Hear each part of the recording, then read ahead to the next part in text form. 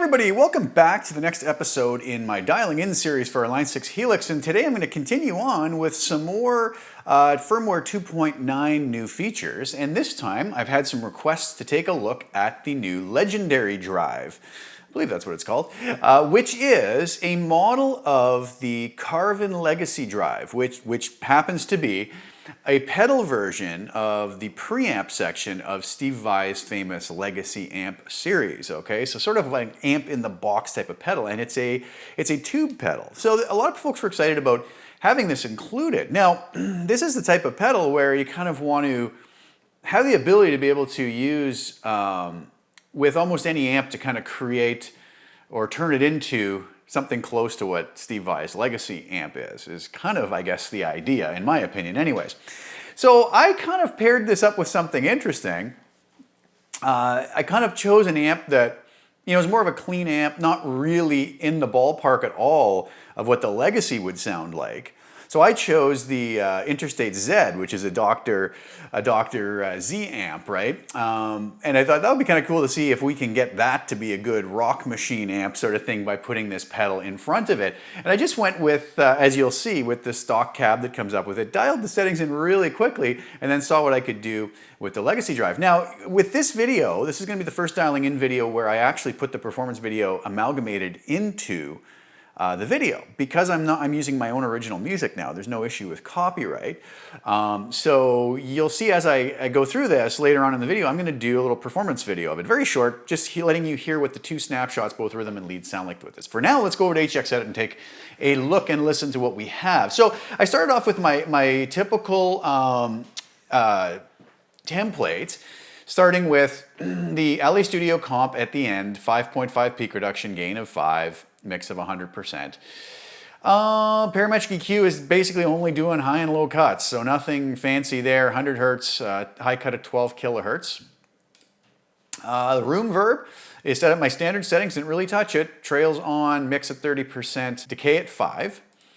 I have two snapshots here, lead and rhythm. So on the lead, the transistor tape comes on, and it's set a little bit wetter than what I would normally set it to.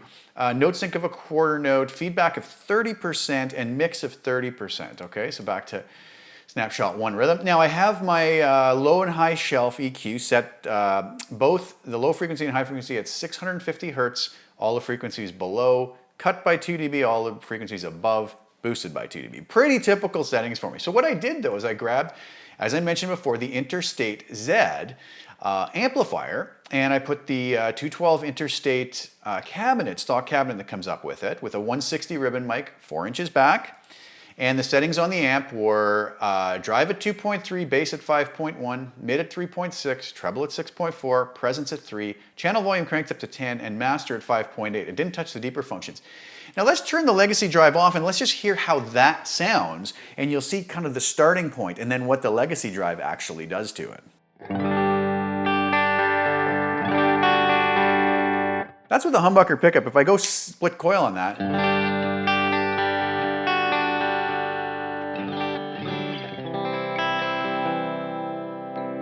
or move to the neck pickup.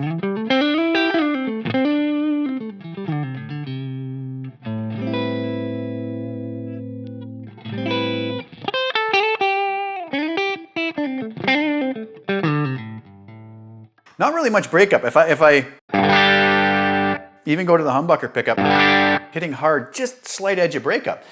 So we wanted to see how this Legacy drive will turn that into possibly a good rock machine style amp. So what I went with on the Legacy drive, here are the settings. I mean, it's limited settings. We have a drive, which is going to be your overall amount of distortion, bass, middle, treble, presence. It's like having a tone stack of an amplifier, right? For us to be able to dial it in and tweak it however we want. So as you can see, I have two snapshots. I have rhythm, where the drive was set at 4, bass at 5, middle at 5, treble at 5.5, presence at 5.4, and the level at 5. When I switch to the lead snapshot, that all changes. So drive pushes up to 6, bass goes a little 6.5, want a little bit more beef in it for the single notes that I was going to play.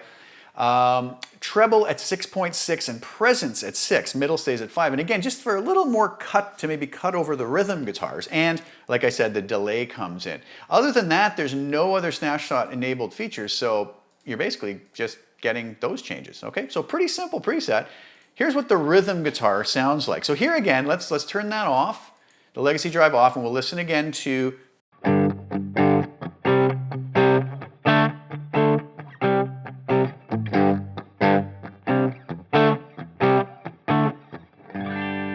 pretty clean, right? Now if I go and turn the legacy drive on, this is what that pedal does.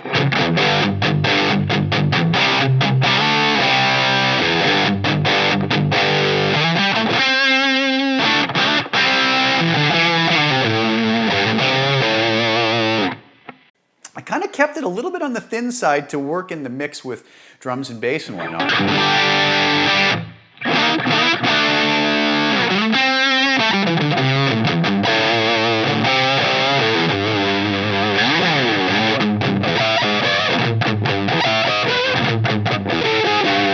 I also kept the gain on it fairly mid-gainy. I didn't want to go too crazy so that I had some room with the lead to kind of sit on top of it. But you can easily turn this up if you like the sound of it better with a little more gain.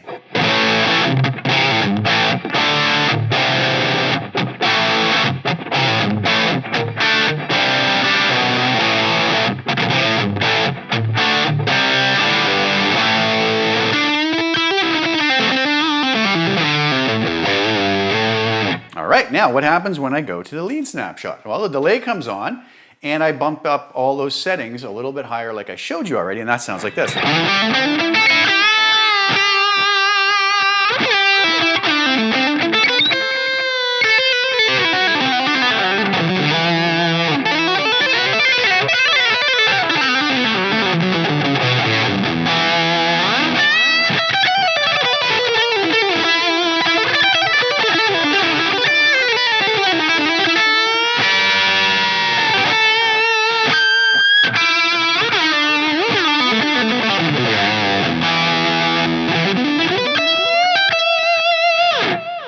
So that's the settings.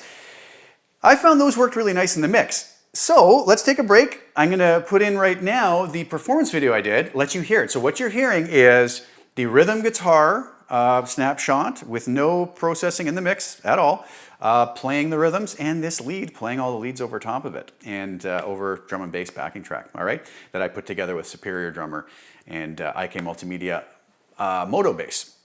Superior Drummer from TuneTrack, excellent software. So give that a listen, I'll be right back.